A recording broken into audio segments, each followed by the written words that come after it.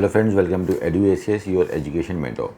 सो friend, आज के session में बहुत ही इंपॉर्टेंट टॉपिक पे बात करने वाले हैं प्राइवेट मेडिकल कॉलेज की क्वालिटीज़ के ऊपर। जब भी स्टूडेंट को प्राइवेट मेडिकल कॉलेज के अंदर एडमिशन लेना रहता है काउंसलिंग के थ्रू, तो एक क्वेश्चन मार्क सभी के सामने आता है, सभी स्टूडेंट्स और गार्जियन के सामने ये आता है कि कौन सा कॉलेज ज़्यादा अच्छा है, क्या हमको प्रीफर करना चाहिए, कहाँ पर हम काउंसलिंग करा के किस मेडिकल कॉलेज से अपनी मेडिकल जर्नी स्टार्ट करें। तो जब भी हम प्राइवेट मेडिकल कॉलेज की काउंसलिंग कराते हैं तो प्राइवेट मेडिकल कॉलेज के अंदर दो टाइप के प्राइवेट मेडिकल कॉलेज आते हैं। जैसे गवर्नमेंट के अंदर आप देखते हो कि एक गवर्नमेंट मेडिकल कॉलेज है सेंट्रल गवर्नमेंट के, और एक सभी स्टेट गवर्नमेंट के कॉलेज होते हैं।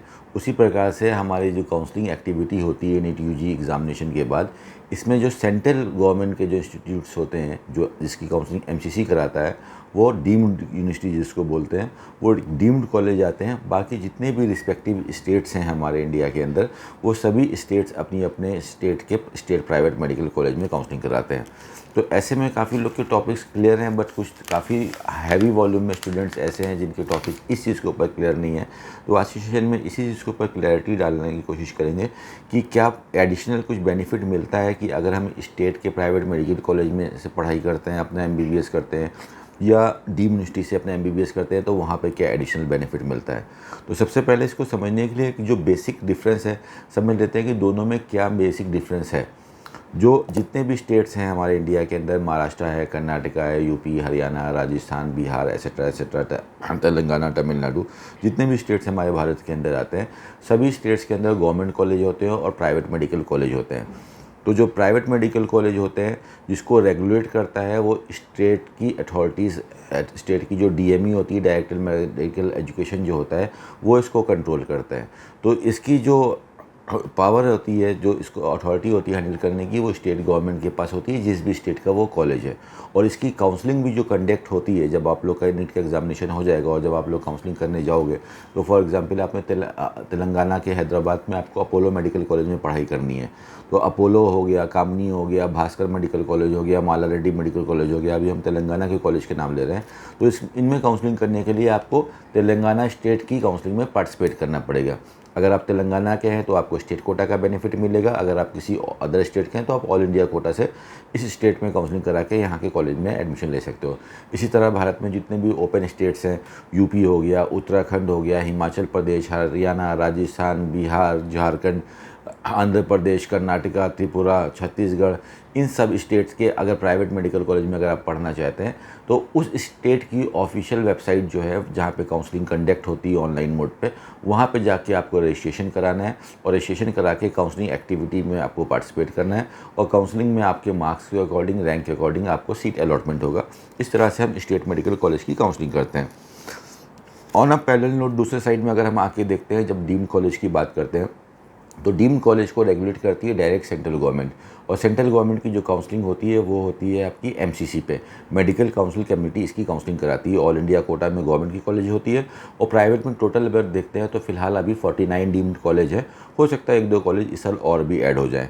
तो 49 डीम्ड कॉलेज बेसिकली ज़्यादातर कॉलेज महाराष्ट्र में, कर्नाटका में, तमिलनाडु, पौंडीचेरी में, इसके अलावा कुछ कॉलेज हमारे हरियाणा, यूपी और भुवनेश्वर साइड में भी पढ़ते हैं, उड़ीसा साइड में भी पढ़ते हैं। सभी स्टेट में डीम्ड यूनिवर्सिटीज़ नहीं है। राजस्थान के अंदर कोई भी डीम्ड यूनिवर्सिटी नहीं है, हिमाचल प्रदेश में कोई भी डीम्ड यूनिवर्सिटी नहीं है, उत्तराखंड में कोई डीम्ड यूनिवर्सिटी नहीं है, झारखंड में, बिहार में कोई भी डीम्ड यूनिवर्सिटी नहीं है। ठीक है, तो अगर हम देखते हैं तो ये एक बेसिक सा डिफरेंस है कि दोनों की जो रेगुलेटरी अथॉरिटी होती है वो चेंज होती है। इससे स्टूडेंट पॉइंट ऑफ व्यू से अगर आप देखते हो तो स्टूडेंट को इससे कोई फ़र्क नहीं पड़ता है, चाहे उसका जो आप एमबीबीएस करने के बाद जो आपको रजिस्ट्रेशन नंबर मिलता है, तो उसके ऊपर कोई भी फ़र्क नहीं पड़ता है, वो दोनों के लिए कॉमन होता है। तो ऐसे में स्टूडेंट को काउंसलिंग करते टाइम इस क्वेश्चन का कोई हैवी लोड लेने की ज़रूरत नहीं है। आपको जो बेसिक जो फीचर्स हैं, जो बेसिक स्टैट्स है अच्छे मेडिकल कॉलेज को, उसको देखने रहते हैं। अगर हम देखते हैं कि जिस भी मेडिकल कॉलेज से हम अपना एमबीबीएस करते हैं, तो जो भी स्टेट में वो मेडिकल कॉलेज आता है, एक बेनिफिट होता है कि जब आप पीजी करने जाते हो, एमएसएमडी करने जाते हो एमबीबीएस के बाद, तो उस स्टेट में आपको 50% सीट के लिए रिजर्वेशन मिलता है। तो अगर फॉर एग्जांपल आप दिल्ली से बिलोंग करते हो, हरियाणा से बिलोंग करते हो या बिहार से बिलोंग करते हो, किसी भी स्टेट से बिलोंग करते हो फॉर एग्जांपल, और किसी अदर स्टेट में जाके अपना एमबीबीएस कर रहे हैं, फॉर एग्जांपल आपने उड़ीसा से अपने एमबीबीएस किया, महाराष्ट्र से अपने एमबीबीएस किया, यूपी से किया अपने एमबीबीएस, कर्नाटका से किया, तो आपको उस स्टेट की डोमिसाइल मिल जाएगी पीजी करने के टाइम। तो ये चीज़ का जो बेनिफिट है ये डीम्ड में भी मिल रहा है और ये बेनिफिट हमारा स्टेट में भी मिल रहा है। तो इसमें कोई एडिशनल बेनिफिट नहीं है कि हम स्टेट गवर्नमेंट में के कॉलेज में जा रहे हैं या डीम में जा रहे हैं। हाँ, ऐसा देखा गया जैसे कि हमदर्द कॉलेज दिल्ली है, यहाँ पे अभी डोमिसाइल के लिए इशू चल रहा है, ये डोमिसाइल नहीं दे रहा है। इसके अलावा जो बेसिक स्टेट्स है वो यही है कि जो मेन मेडिकल कॉलेज में जो मेन चीज़ देखी जाती है वो देखी जाती है कि what is the quality of education provided over there and what is the additional features provided over there. तो इस चीज़ के लिए गोल्डन फॉर्मूला यही है कि जो भी कॉलेज जितना ज़्यादा एक्सपीरियंस होल्डर होगा, जितना पुराना मेडिकल कॉलेज होगा, वहाँ पे टीचिंग स्टाफ उतने ज़्यादा मैच्योर होंगे, उसके पास उतना ज़्यादा एक्सपीरियंस होगा, अच्छी टीचिंग स्टाफ मिलेगा। और पुराना कॉलेज होता है तो फिर वो कॉलेज रिकॉग्नाइज भी होगा। पुराना कॉलेज है तो वो यूजी के साथ पीजी भी चला रहा है, एमएस एमडी भी चला रहा है, तो वहाँ पे आपको सीनियर्स भी मिलेंगे गाइड करने के लिए, और पीजी के भी टीचर्स आते रहेंगे। और अगर वहाँ पे पीजी की पढ़ाई हो रही है तो उस हॉस्पिटल में पीजी का ट्रीटमेंट भी हो रहा है, तो ओवरऑल एक्सपीरियंस आप देखोगे तो ज़्यादा मिलेगा। तो अगर कॉलेज स्टेट का हो चाहे डीम्ड कॉलेज हो, आपका जो पहला मोटो होना चाहिए वो ये होना चाहिए कि my college should be old.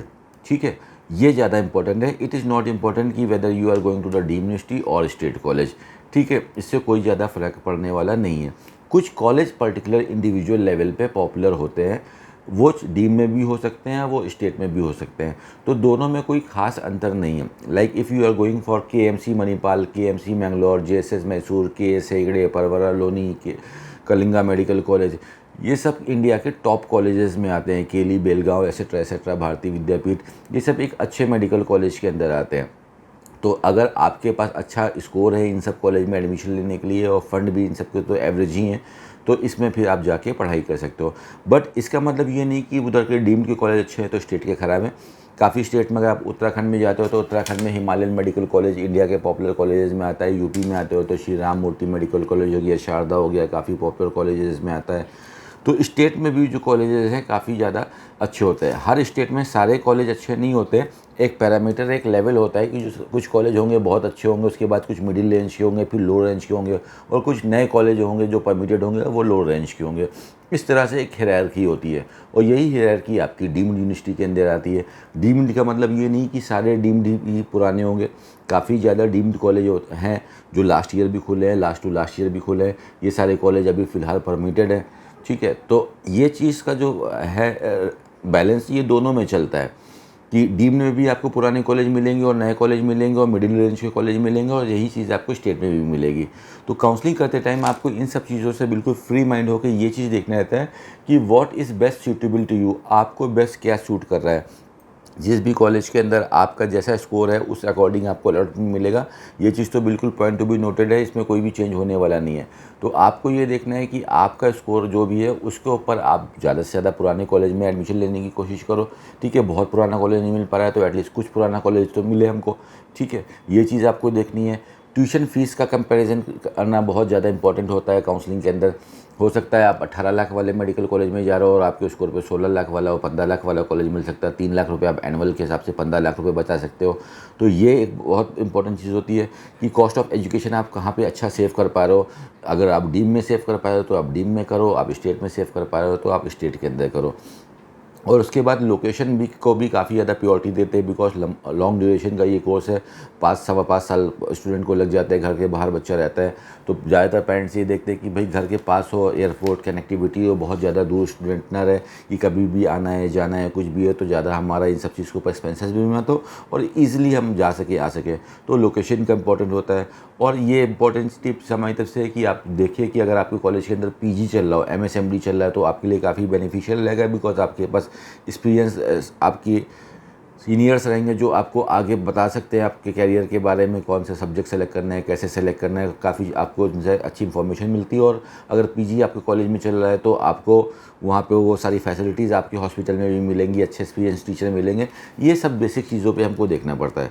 तो काफ़ी स्टूडेंट्स ने ये जो चीज़ क्वेश्चन निकाला था कि sir what should I select at the time of counselling, whether I should go for a deemed university counselling और अ स्टेट यूनिवर्सिटी काउंसलिंग, तो इस पर बिल्कुल चिल्ड माइंड से आप काउंसलिंग करिए। आपका जो मेन ऑब्जेक्टिव ऑब्जेक्टिव है to get admission in a good medical college.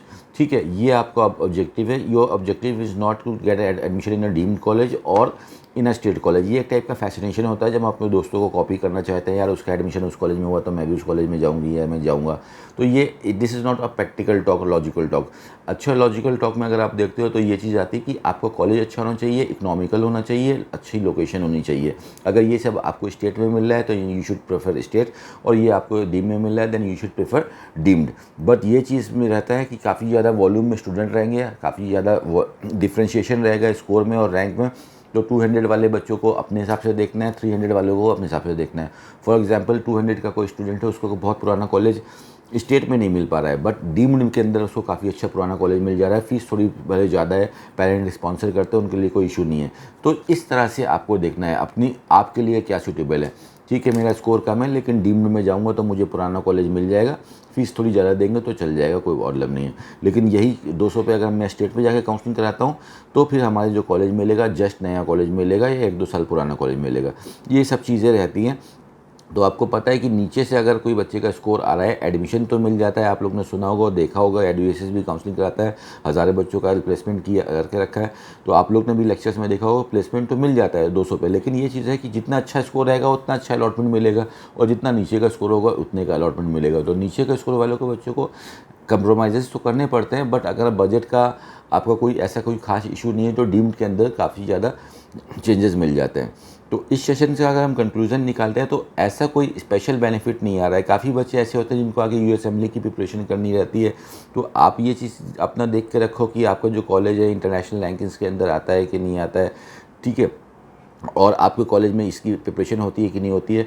तो अगर नहीं भी होती है तो आप ऑनलाइन इसकी प्रिपरेशन कर सकते हो। तो रास्ते बहुत सारे हैं। एमएलई भी अगर आप करना चाहते हो तो भी आप स्टेट के कॉलेज से करके अपनी एमएलई की प्रिपरेशन कर सकते हो, बिकॉज अदर स्टूडेंट भी करते हैं।